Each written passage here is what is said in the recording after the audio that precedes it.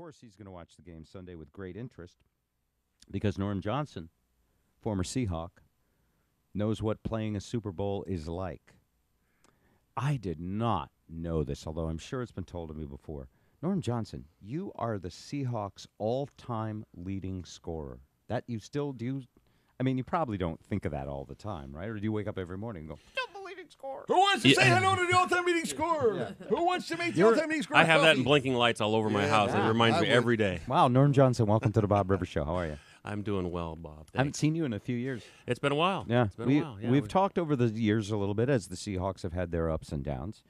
And this team is a team to remember. This is a breakout year and a year that could extend into many, many winning years. What's your – I got to ask right away. We'll get off this because I know you're very modest about it. But how many points did you score for the Seahawks? Oh, I did not know you were going to ask me that question, and I don't know. Well, that's humble. That's great. That's a perfect answer. He knows. He's lying through his teeth. Well, Norm Johnson, you're a liar. No. What a humble answer that makes me think Norm very racked relevant. up so many points with so many teams. You may know how many you scored total. How many did you score total? 1,700 and change. How many women did you have during your career? This is embarrassing things to ask. I don't remember those numbers. How many? 17? How many? 1,700 and change. He's like top 10 all time in the NFL. No kidding. And I can tell you how many points you scored as a Seahawk. 810 points. And the next closest guy that still has a chance to catch has got about 500 points to go. So, what? Yeah, so... who's the next closest guy? Well, right now, I think Steven Hauska, our kicker, has the best chance. He's at 370 points. Okay. So he's got a few by the way, I seasons. remember how big you were to the game and to the team. And I remember because I was just blown away. And then you were nice enough to call us on the radio, on our request lines and talk Hawks with us. And I was like, wow, this is such an honor. It still is an honor. Well, it was a lot of fun. It's an honor to be here. But tell me, scoring all those points, what do you attribute your prolificness, other than you being great, which you're not going to say because you're very humble? Just longevity. Just you sticking were there around a long time. That's it. Yeah. And in terms of longevity, answer honestly. Is there a part of you that a part of your heart that goes out to Manning and goes, if he wins this, it'll be standing up for a guy with longevity, or is there, no? Is there more love among the Old Boys Club or the Seahawks Club? It's definitely the Seahawks Club. Peyton Manning's accomplished as much as he needs to accomplish. He can give us a Super Bowl. So you would have rooted against yourself those last few years if you were on another team. No, I'm not saying that, but that'd be stupid. Come on. Right. Hey, what do you think about? I know we want to talk about the Hawks, and I know you got a 12 man beer that you're putting out. But what do you think about the idea floating around? The commissioner has come forth with a proposition that they may do away with the extra point. They have decided that it's a dangerous and unnecessary foregone conclusion. This year of 1,200 extra points attempted, only 5 were missed, so it's almost an automatic. They're contemplating doing away with the extra point kick and just giving you 7. Unless you want to go for 2, then if you make it, you get 8, but if you miss it, you get 6. You follow that? Interesting. What do you think of that? Well, do you want the selfish answer? I want if you're well, a selfish from guy, a kicker point of view, answer. that's a terrible idea.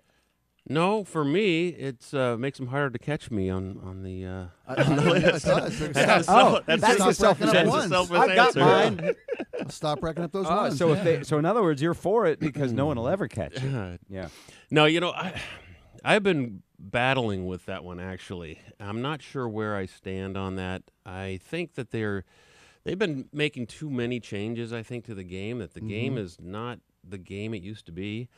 And I'm just afraid if they continue and you allow, that's a major change. Just like when they moved the uprights back from the goal line to the end line, that was a major change. And every once in a while they make a major change, but boy, that's an awful big one. I am really up in the air on where I stand on that. Do you think one. that's a serious proposal? You think that'll really happen? It's a proposal put forth because of injury.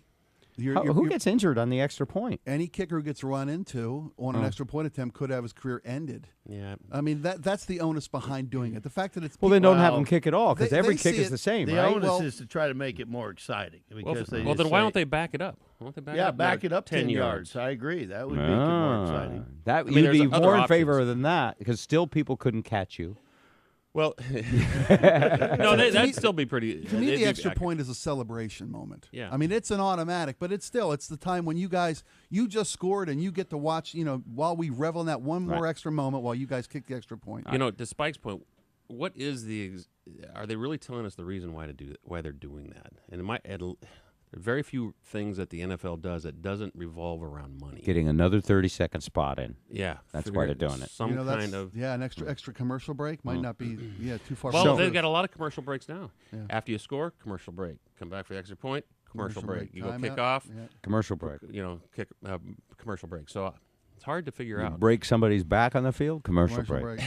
Injury, Long right? one, yeah. Yeah, Yeah. it depends on that. How do they decide, by the way, when they're not sure how long something's going to be to take a commercial break? Any idea? There's an executive producer in the booth that dictates how long it's been since they've played commercials, how the game has progressed. Has it been a ground game without a lot of breaks? They'll stop play because they're backed up on commercials and have to get commercials in. Yeah. Hey, Norm, I got a question for you because Manning's talked about whether he will retire after this season. How hard is it to retire? How hard is it to say I'm done? Did you say it yourself, or did you basically knock it off? Because you were there so long. How did your career wind down?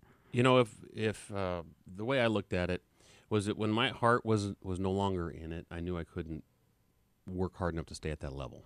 And I watched guys come through the locker room that were well past their prime, let's say, and they got laughed at in the locker room. You watch film and watch these guys just get embarrassed, and I actually saw that. I didn't want to do that. And a guy that I really respected, that I watched walk away from the game when he could still play, was Steve Largent. And I really respected him. And I said I had a choice because I was in the locker room looking at the one guy and say, "Boy, I don't want to be that guy," and looking at the other guy and looking at Steve and say, "I want to walk away then." And so my last season in Philly, I could kind of tell I was losing my drive, and my heart was really